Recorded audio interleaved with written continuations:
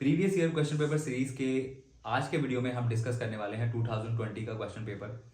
और उससे पहले अगर आपने हमारा वन शॉट वीडियो या फिर शॉर्ट वीडियोस जो हैं जो कि पूरा सिलेबस है, तो अगर आपने पूरा सिलेबस कंप्लीट नहीं किया है तो पहले वो वीडियोस आप देख लीजिए। और आप हमारे नोट्स भी परचेज कर सकते हैं, उनका लिंक सारी वीडियोस के आपको डिस्क्रिप्शन में मिल जाएगा। मैं हूं जियाउल हसन और आप देख रहे हैं हसन आर्ट स्टूडियो। तो चलिए आज की वीडियो शुरू करते हैं। ये क्वेश्चन पेपर है आपका 2020 का। ठीक है, तो 2020 में पहली बार हमें देखने को मिलता है कि 30 मार्क्स का क्वेश्चन पेपर आया था। और इसी साल हमारा जो सिलेबस है वो थोड़ा कट कर दिया गया था। तो यहाँ आप देखेंगे मैक्सिमम मार्क्स आपके 30 हैं, बट टाइमिंग यहाँ पर 2 आवर्स ही रहेगी। अब इसमें देखते हैं हमारा फर्स्ट क्वेश्चन। सेक्शन 1 में हमारा जो फर्स्ट क्वेश्चन है, यहाँ पर एमसीक्यूज़ इंट्रोड्यूस किए गए फर्स्ट टाइम, जो कि 6 एमसीक्यूज़ थे आपके। तो यहाँ पर फर्स्ट क्वेश्चन है, what is symbolised by the Ashoka Chakra used in the Indian national flag. तो यहाँ पर हमें देखना है कि अशोक चक्र क्या सिंबलाइज करता है इंडियन नेशनल फ्लैग में। Modern Indian culture, only modern Indian culture और 24 स्टेट्स को वो सिंबलाइज नहीं करता है, क्योंकि 24 से तो ज़्यादा स्टेट्स हैं हमारे इंडिया में। And ancient Indian culture, motion, righteous and the continuous development.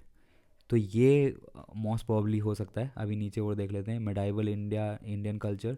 तो मेडाइवल इंडिया में आता है 12th सेंचुरी से लेकर के 19th सेंचुरी तक। तो ये भी नहीं है कि सिर्फ 12th से 19th सेंचुरी हम दिखाएंगे। गवर्नमेंट ऑफ इंडिया, तो only government India and pride and triumph, ये सिर्फ यहाँ पर दिखाता है, ये भी नहीं है। तो ये आपका सेकेंड जो क्वेश्चन आंसर है, सेकेंड सही है। Mention the title of graphic print done by Krishna Reddy, the famous contemporary modern Indian graphic artist print maker which is included in your course of study. तो कृष्ण रेड्डी की जो है अभी आपके सिलेबस में कोई प्रिंट नहीं है। ये जो ग्राफिक प्रिंटर थे, तो इन्होंने जो आर्ट वर्क बनाया था वो था वर्लपूल, जो आपके अब सिलेबस में नहीं है, सिलेबस में से हटा दिया गया है बीपी से।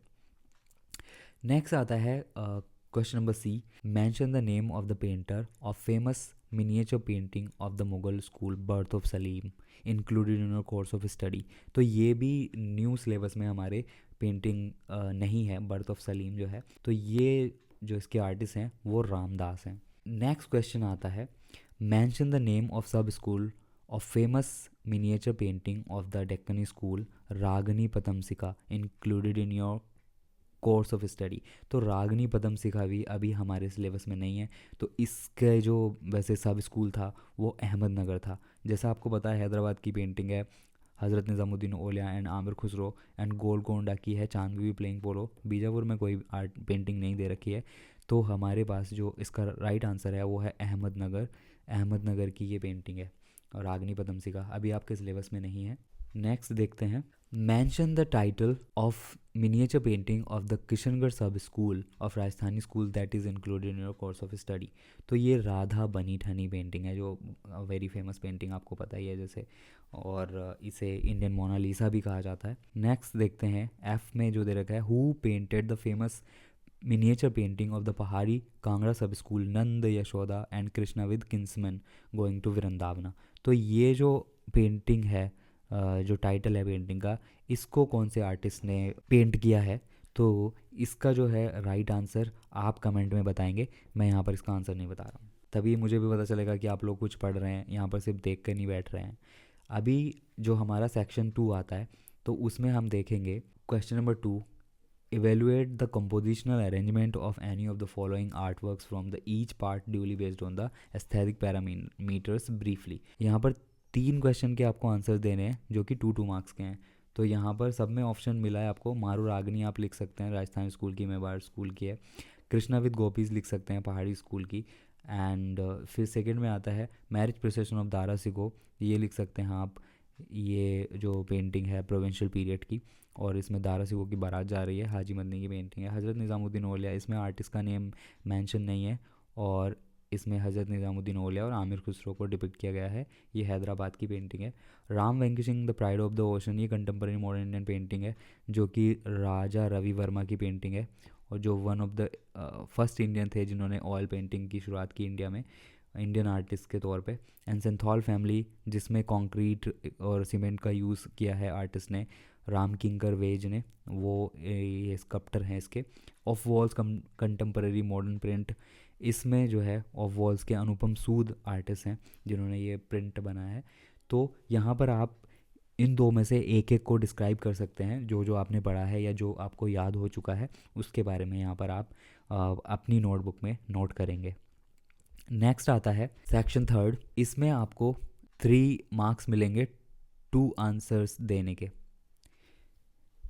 सो इसमें है वाई डू यू लाइक और डिसलाइक। तो यहाँ पर जब ऐसा क्वेश्चन आता है वाई डू यू लाइक और डिसलाइक, तो आप उसका कि जो है लाइक्स लिखें आप कि क्यों आप उसे पसंद करते हैं, या डिसलाइक करते हैं ये मत लिखना। आप उसका जो आप उसे पसंद करते हैं तो पसंद की चीज़ लिखेंगे तो उसमें ज़्यादा आपको मटेरियल मिल जाएगा लिखने के लिए, ज़्यादा आपके पास लाइन्स होंगी लिखने के लिए। And painting each part justify your answer with the appropriate reason duly based on the aesthetic parameters. तो यहाँ पर कृष्णा लिफ्टिंग माउंट गोवर्धन लिखना है। तो ये आपके मिस्किन की आर्ट वर्क है और ये मुग़ल स्कूल में राजा अकबर के टाइम की है। And Kabir and Raidas, Kabir and Raidas जो है ये जो दारा सिकों की रिक्वेस्ट पे बनाई गई थी पेंटिंग शाहजहाँ के टाइम पे, वो है। दोनों मुग़ल की ही पेंटिंग्स हैं ये। तो इन दोनों में से किसी एक पेंटिंग को लिखेंगे, लेकिन कृष्णा लिफ्टिंग माउंट गोवर्धन पे ज़्यादा आपको मटेरियल मिल जाएगा लिखने के लिए, तो आप इस पेंटिंग को लिखें तो ज़्यादा बेहतर रहेगा। एंड बी है रागनी पदमसिका, ये डेक्कन स्कूल की जो अब आपके सिलेबस में नहीं है। तो आपके सिलेबस में चांदवी प्लेइंग पोलो है, तो चांदवी प्लेइंग पोलो के बारे में आप यहाँ पर डिस्क्राइब कर सकते हैं। अब इसमें जो है सेक्शन 4 आता है जो कि 200 वर्ड्स में आपको लिखना है।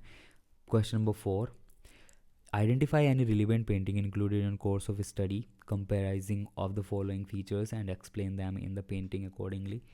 इन the painting of Rajasthani school the glowing brilliant colors are used in deep harmonious contrast, and these are applied flatly within defined outline of form which strike most with the intensities। तो यहाँ पर Rajasthani school में कौन सी painting है जिसमें brilliant colour use हुए हैं। तो ब्रिलियंट कलर्स तो सभी में यूज़ हुए हैं, लेकिन यहाँ पर एक दे रखा है कि इसमें जो है ना कॉन्ट्रास्ट है पेंटिंग में। तो सबसे ज़्यादा कॉन्ट्रास्टिक पेंटिंग मेरे को लगती है राधा बनी ठनी, क्योंकि उसमें जो बैकग्राउंड है वो डार्क है और जो जो फोरग्राउंड में मतलब जो राधा को बनाया गया है तो वो लाइट कलर उसमें यूज़ करा गया है। तो उसमें ना बहुत सही कॉन्ट्रास्ट आपको दिखता है background and the main character के बीच में। तो आप यहाँ पर राधा बनी ठनी को लिख सकते हैं, ठीक है, राधा बनी ठनी। और आप इसमें कोई भी और दूसरी पेंटिंग भी लिख सकते हैं जिसमें आपको कॉन्ट्रास्ट लगता है, जिसमें ज़्यादा लाइट दिख रही है। Depiction of the Krishna Leela theme in abundance in the पहाड़ी मिनिएचर पेंटिंग। तो कृष्ण लीला यहाँ पर कृष्ण विद गोपीज में देखा रखी है पहाड़ी स्कूल में। तो आप इन दोनों में से अगर इसमें कन्फ्यूज़न है आपको ऊपर वाले क्वेश्चन में, तो आप नीचे वाला क्वेश्चन लिख सकते हैं। इसीलिए आपको ऑप्शन हर जगह मिल रहे हैं, तो ये बेनिफिट है आपके लिए, तो यहाँ पर इसको लिख सकते हैं। अब दूसरा जो सेक्शन नंबर 5 है, इसमें भी आपको सिर्फ एक ही क्वेश्चन करना है। यहाँ पर भी दो दे रखा है, हल्दी ग्राइंडर या द वल्चर। द वल्चर तो अब हमारे सिलेबस में नहीं है, तो यहाँ पर द हल्दी ग्राइंडर आप करेंगे जो अमृता शेरगिल की पेंटिंग है। इसमें आपको नेम ऑफ द पेंटर लिखना है, मीडियम एंड टेक्निक लिखना है, सब्जेक्ट मैटर लिखना है, कंपोजिशन लिखना है।